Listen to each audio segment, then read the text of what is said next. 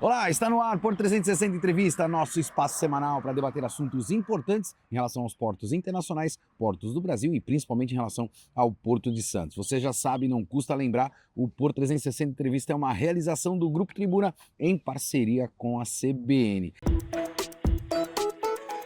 Porto 360. Patrocínio.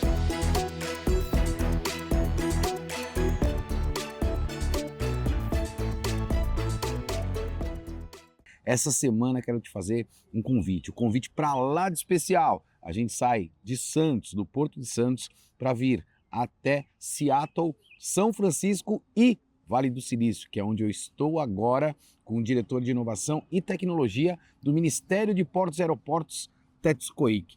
Tetsu, que prazer ter você aqui no Porto 360 Entrevista, num local para lá de especial para a gente, que é apaixonado não só pelo Porto de Santos, mas também por tecnologia. É verdade, Max, eu que agradeço a oportunidade de estar aqui com você, né, nessa área maravilhosa. A gente está aqui num ambiente de inovação, a gente vive e respira inovação. Agradecer ao Porto 360 pela oportunidade também. E a gente está muito, digamos assim, impressionado com o que a gente vai ver aqui, o que a gente tem visto aqui também. Né? Tudo que a gente tem visto somente pela internet, a gente agora está tendo a oportunidade de ver em loco, né, de conversar com as pessoas, de trocar ideias, de conhecer melhor. Então, assim, como representante do Ministério de Portos e Aeroportos, representante do governo, eu fico muito felicitado, não é, pela a oportunidade da gente estar conseguindo construir esse conhecimento conjunto.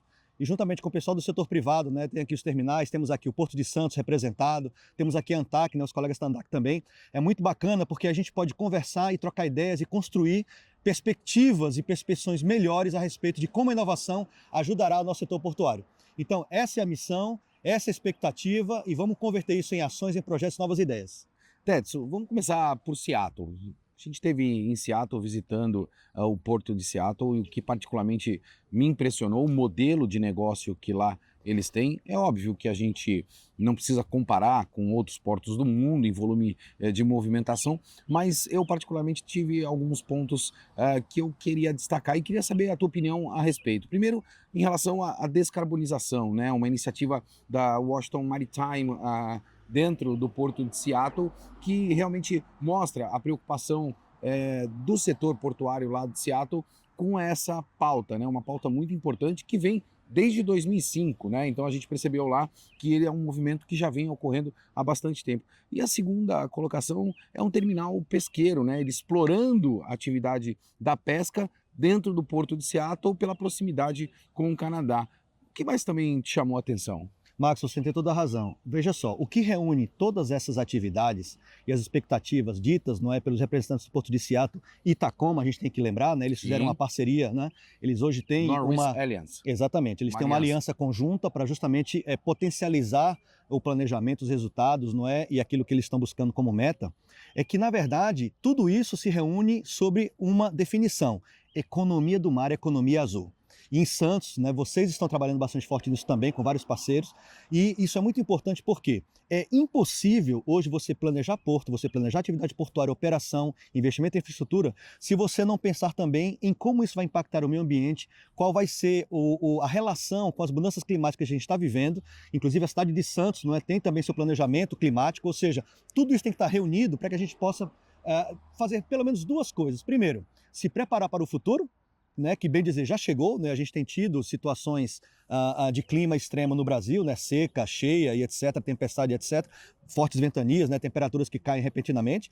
E segundo, como o setor portuário pode, apesar de tudo isso, conseguir crescer, aumentar, melhorar a produtividade, eficiência, agregar valor ao país e continuar contribuindo para a economia nacional. Então, assim, é um binômio difícil, mas o Porto de Seattle nos mostrou que é possível. Então, eu acho que esse tipo de iniciativa a gente tem que também replicar no Brasil, reunindo todos os parceiros possíveis, porque quem está fora do porto consegue enxergar talvez melhor do que quem está todo dia lá dentro. Sem dúvida. Que está mergulhado naquele, digamos, naquele ambiente, naquele clima. Então, a gente tem que reunir essas pessoas, aqueles que aportam tecnologia, aqueles que conhecem um processo, aqueles que tomam decisão e aqueles que investem.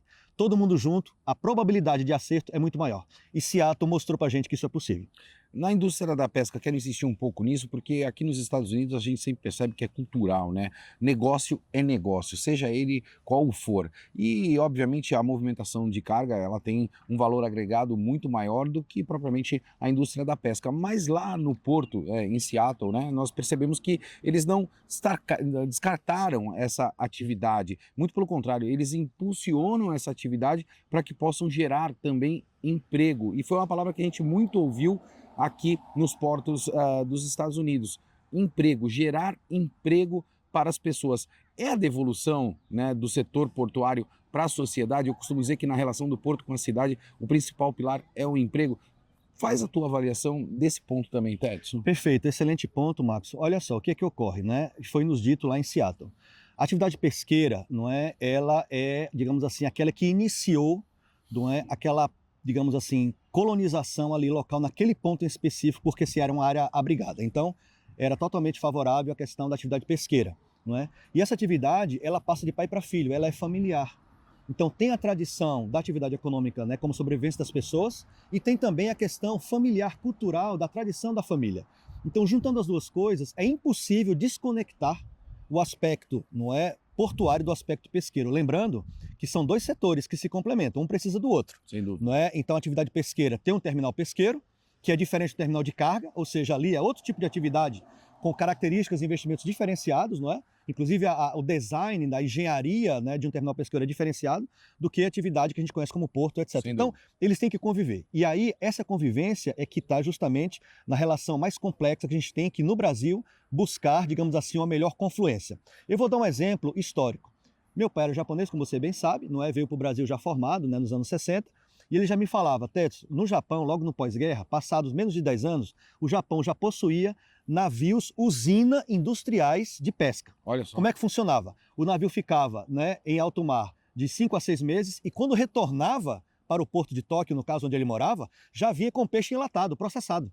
Olha isso. Então, o navio pescava, processava e embalava o pescado. Então, esse tipo, digamos assim, de situação que já 70 anos atrás, 80 anos atrás, no Brasil é uma coisa inimaginável hoje. Inimaginável. Inimaginável. Então, o ponto é o seguinte, de que maneira nós podemos aliar a necessidade da economia, da geração de emprego, da geração de renda, porque é uma atividade fundamental da cadeia, digamos assim, do alimento no Brasil, né? A gente consome muito pouco pescado, não é? Principalmente pescados do mar. O nosso maior consumo de pescado é de peixes de rio, de água doce. Como é que a gente pode, digamos assim, desenvolver melhor essa atividade, aliando com a questão portuária, que é a nossa questão que nós estamos discutindo aqui?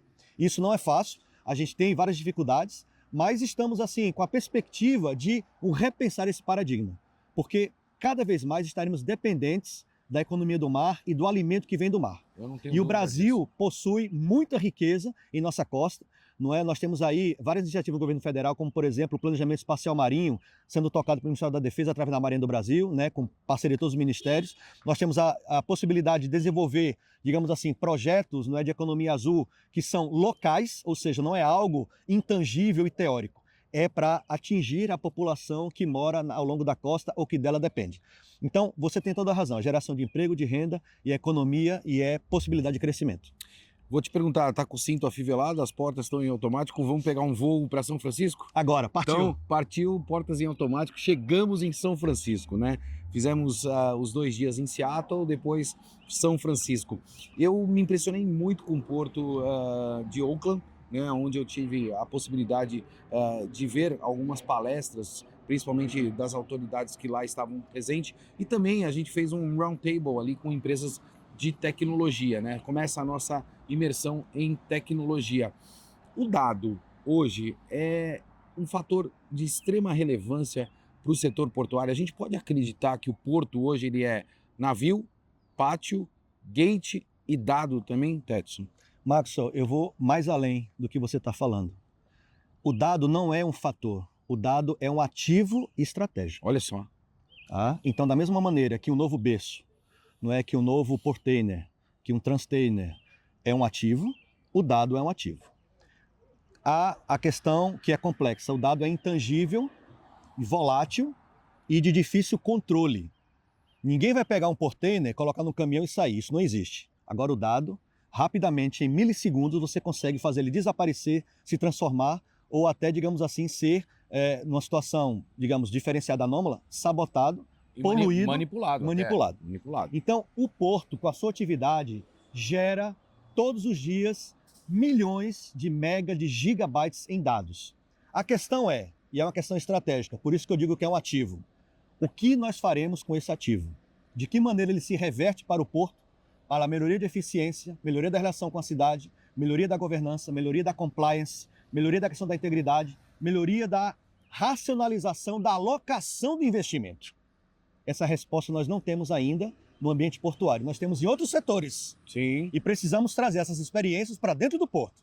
Então, o apelo que eu faço aproveitando no Porto 360 é justamente esse, né? Começando com o grande Porto de Santos, o maior porto da América Latina, vamos trabalhar juntos para que a gente possa integrar esse ativo estratégico dentro de discussões portuárias de quaisquer níveis, no CAP, nos CONSADs, nas associações, nas federações, nas reuniões, enfim, das mais diferentes naturezas, e mostrar que é possível sim você explorar a seu favor, não é, esse ativo estratégico que hoje é o dado. Que o dado se transforma em informação, informação em conhecimento, conhecimento em tomada de decisão. Eis aí a chave do sucesso, Maxson. Tetsu, a gente bem sabe, eu sou um incentivador da tecnologia, você também o é. Conheço o Tetsu há mais de 20 anos e sempre foi um desafio, né, a inclusão de tecnologia e inovação dentro do nosso setor portuário. Desafio não no sentido dos investimentos do lado privado, mas do entendimento da importância que isso tem para o negócio portuário. A gente viu aqui em empresas do Vale do Silício, né, que os portos podem ser atacados, né, por hackers e podem capturar esses dados. E a gente percebeu também uma nova revolução com a questão da inteligência artificial, ponderando que a inteligência artificial tem um lado bom do processo, mas também tem o lado ruim, o lado negro ali da inteligência artificial, que pode tratar dessa manipulação dos dados, conforme a gente comentou.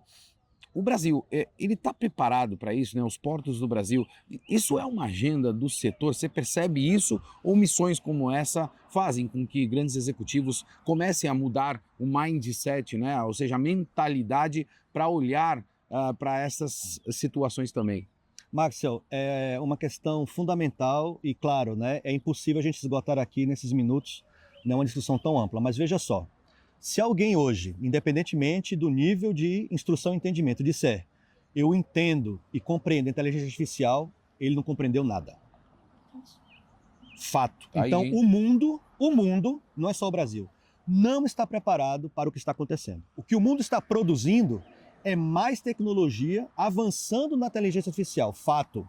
No entanto, dizer que isso é preparação, ou estar preparado para essa nova sociedade, esse novo mundo que vai surgir em decorrência disso, a gente não está. Então, o setor portuário menos ainda. O setor portuário ele precisa começar a se engajar nessas discussões. Essa missão que o Grupo Tribuna organizou, ela é fundamental para estimular esse debate. E a gente tem que continuar esse debate em Santos, no resto do Brasil. Nós já tivemos, pelo menos no meu conhecimento, 2 casos em que autoridades portuárias foram atacadas por meio de ransomware, que é aquele que captura, não é, que faz refém a sua base de dados do seu sistema e só mediante um pagamento de um resgate é que vai devolver, que é o caso da Companhia Docas do Ceará e também do Porto São Francisco do Sul. Então, esse tipo de situação mostra o seguinte, já está acontecendo. Então, dado isso, ou seja, eu não tenho que esperar a tempestade vir, ela já veio e vai vir de novo em outras situações. O que é que eu vou fazer? Então, acho que merece sim a gente abrir essa discussão em alto nível, a gente começar a organizar de maneira estruturada essa discussão, para não ficar naquela coisa do achismo. Eu acho isso, eu acho aquilo. Não é isso que a gente está falando aqui. O que a gente está falando é de que maneira pegar o arcabouço legal que o Brasil já dispõe, como por exemplo LGPD, a questão da segurança da informação, segurança de infraestrutura crítica, segurança do dado, e trazer para o setor portuário, adaptando para o contexto de porto. Porque como a gente acabou de falar, o dado é um ativo estratégico. Ora, se ele é usado para alimentar as grandes modelos, né, de grandes linguagens, né, que em inglês seria o LLM, né, o Large Language Models, que é o que faz, digamos, viver a IA, como é que a gente utiliza tudo isso para gerar uma LLM brasileira para o setor portuário do Brasil?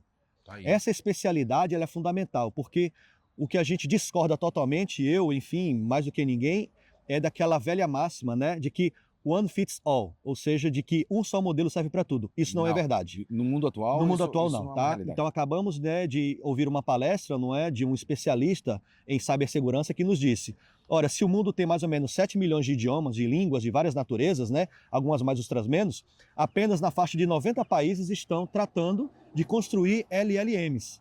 Então você está reduzindo o universo de, sei lá, 6, 7 mil idiomas em 90 idiomas que só aqueles caras conseguem dominar. Gente, isso daí é horrível. Então a gente tem que trazer essa discussão para o porto e dizer: o porto não é aeroporto, o porto não é ferrovia, o porto não é usina de energia, o porto não é rodovia. E qual é a LLM que caberia para o assunto portuário e como ensiná-la com a nossa terminologia, com a nossa ontologia que envolve ética e cultura, tá certo? E aí sim a gente poder ter uma visão de como isso pode nos ajudar. É complexo, mas tem que começar. E a gente está faltando dar esse primeiro passo. Daí, é uma preocupação bastante grande que nós temos dentro desse mundo tão disruptivo que a gente vem vivenciando. Eu costumo pontuar isso: as grandes revoluções tecnológicas demandavam alguns anos para acontecer e hoje elas demandam algumas semanas. E a gente precisa preparar todos os portos do Brasil para isso. Técio, a gente vai continuar com essa agenda. Eu quero te agradecer muito por esse papo tão rico. A gente bem sabe que temos muito mais a fazer pela frente, mas o Porto 360 se compromete, né? Claro, de estar sempre pautando esse tipo de informação, porque é muito relevante e a gente não pode ficar para trás dentro dessa agenda, que é uma agenda estruturante. Dessa vez, aqui no Vale do Silício, a gente direto do Vale do Silício para vocês nos portos aí do Brasil. Obrigado, meu amigo. Obrigado, Marcos. Em nome do Ministério de Esportes e Aeroportos, agradeço essa atenção e essa oportunidade e conte conosco em Brasília para a gente formar juntos esse novo mundo portuário com IA, com tecnologia, com diversidade, com equidade e com um Brasil mais justo. Muito obrigado. Daí, eu vou ficando por aqui, como você bem sabe, sempre movimentando muito mais do que informação. Forte abraço, hein? Até quarta-feira que vem. Porto 360. Patrocínio